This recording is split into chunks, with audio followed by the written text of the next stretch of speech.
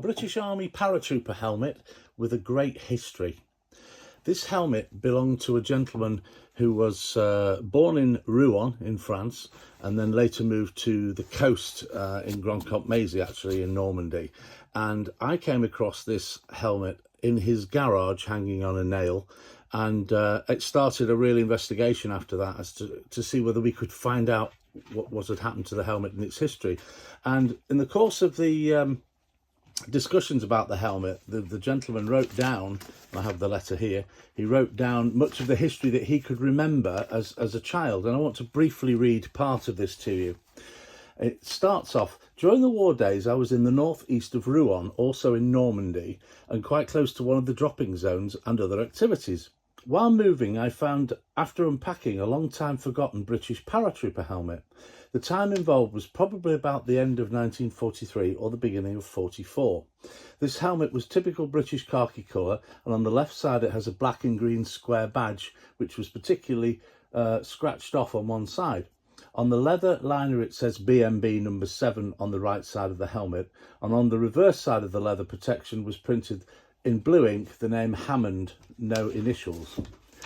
I found this helmet during the war on the first floor of a hangar belonging to my grandfather's manufacturing business. No one remembers the helmet, but the workers said that they saw a dark green coloured folding bicycle. Sorry, not a motorbike. It was stolen and I never saw it again, and I can't guarantee what happened to it. At the time, my uncle blamed me for having smashed some tree branches in the garden, which I didn't.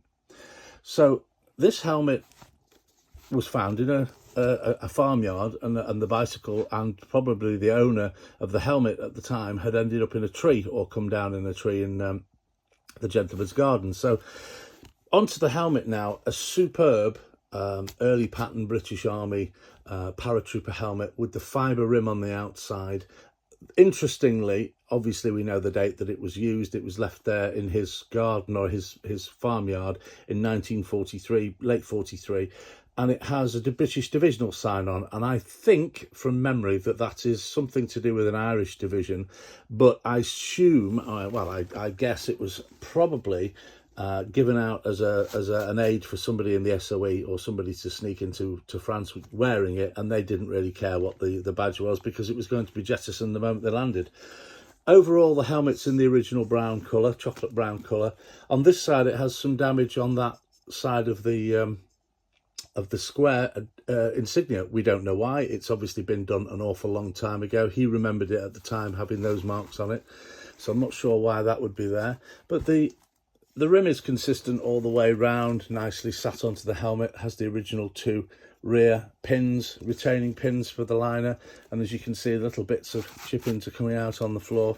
It's been stored for a long time. On the top, it has a couple of big dints. Now, these helmets are very hard to dint, so what could have caused that, we don't know. Maybe the children playing with it at the time hit it with a hammer or something, or the paratrooper or the SOE agent smashed into something. We don't actually know. The liner is a very typical early pattern British Army helmet, British Army para helmet with the hard, stiff leather chin strap with the eyelets here for fastening it in.